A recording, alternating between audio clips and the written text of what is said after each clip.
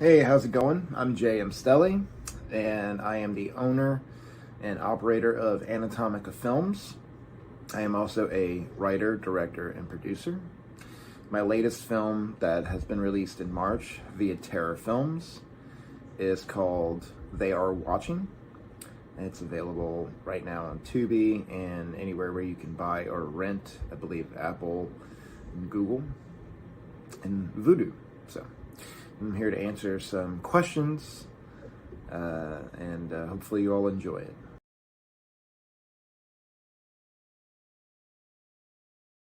My very first horror movie I ever watched, all the way through, is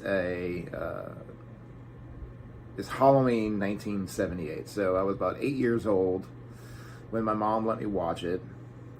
And it was the TV version, so they had the extra Donald Pleasance scene in there where he goes to visit Michael in the hospital, and a couple of the extra stuff in there. And I was, when I was really young, my cousin would torture me with Nightmare on Elm Street, Freddy Krueger.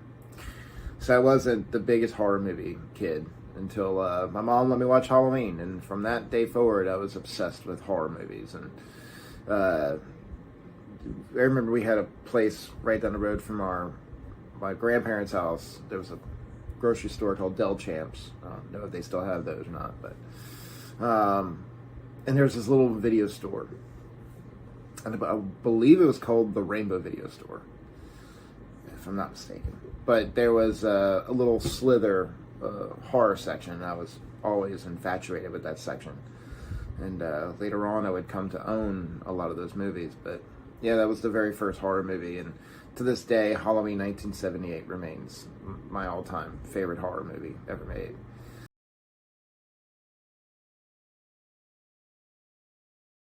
My top 5 horror movies, which is very hard to pick, I'm gonna be honest with you. There's so many good horror movies out there. I own a lot of horror movies. I've seen a lot of horror movies. But as far as top 5 goes, obviously number 1 would be Halloween 1978. Classic.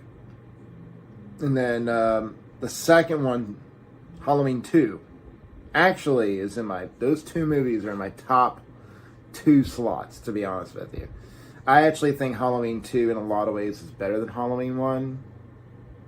A lot of people would disagree with me. I really don't care. I absolutely love that movie, and I think it's awesome. Number 3 is Session 9.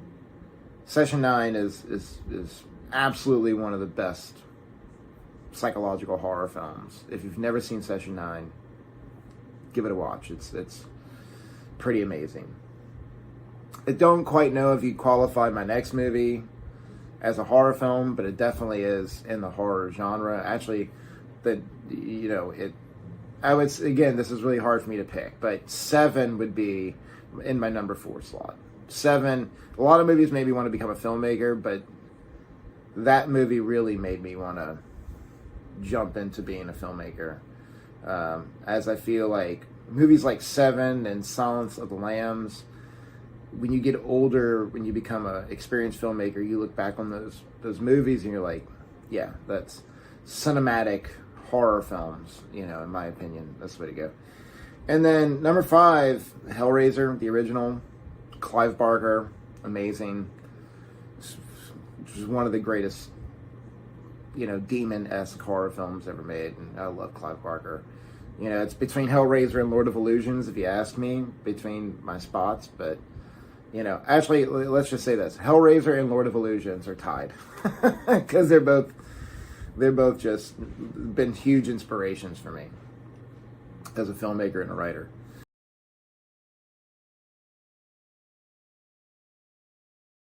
Current filmmakers that I love, I have a fond appreciation for Ty West. I absolutely love House of the Devil, The Innkeepers, Sacrament. Those are great movies. I've seen X. It's a great movie.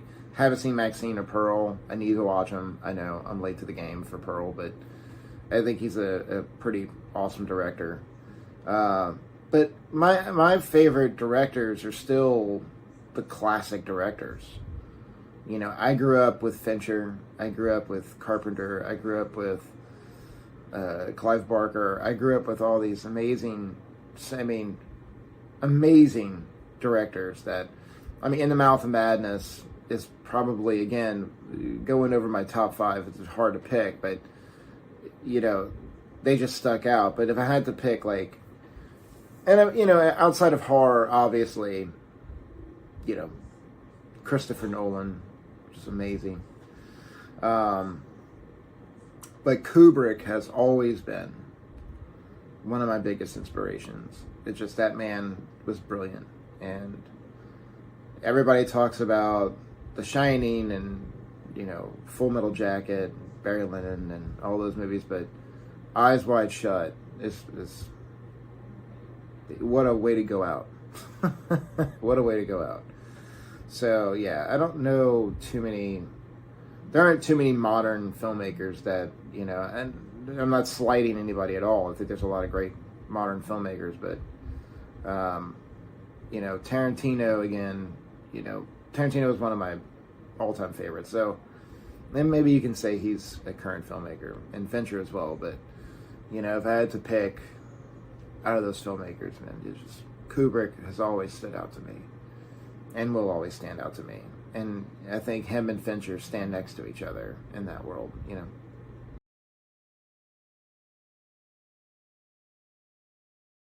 The filmmakers who've influenced me, Kubrick, Fincher, Clive Barker, my movie Demonologist was inspired by mixing, was supposed to be, and I don't think it translated very well, but that's another story for a different time. But David Fincher, and Clive Barker, Seven and Lord of the Rings, and not Lord of the Rings, sorry, Lord of Illusions, inspired me to make that connection for Demonologist. But, it's, I've had a lot of filmmakers through the years inspire me. And it would take us an hour to go through that, but Fincher, Kubrick, Brad Anderson, I think that's his name. And I hope Session 9. I love the movie, but I have a hard time remembering names sometimes. But The Machinist, it's brilliant. It's good stuff. I try, but the other thing about the influences, and of course, I have a lot of influences from silent era movies because of my grandparents, and I used to watch them when I was a kid. But the thing about it is, I try not to let my influences influence my filmmaking too much. They were an influence to become a filmmaker, but they don't influence my work, because I want my work to stand out as my own. So, yeah, as far as that's concerned.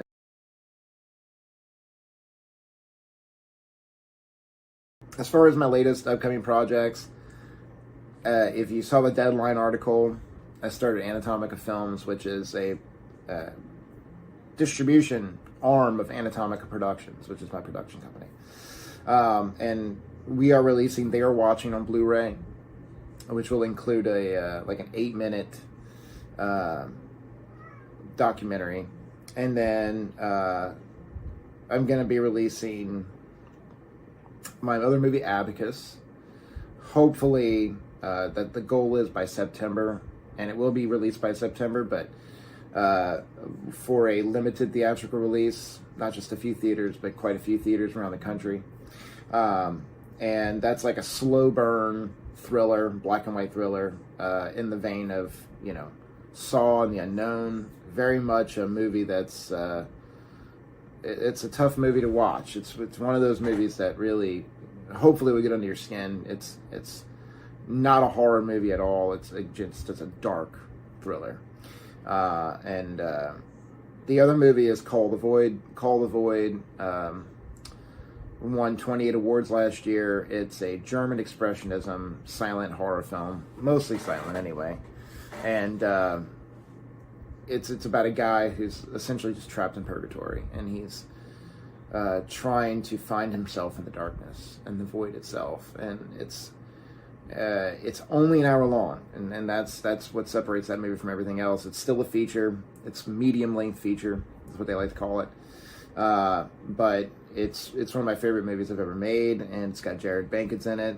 as does Abacus. Abacus has Jared Bankins, Keegan Macy, and Antonio Saez, a friend of ours. And then the Blu-rays, Blu-ray for Abacus will be out sometime in late October, early November. Call the Void, December. And then the VOD for both of them will coincide with their release on Blu-ray.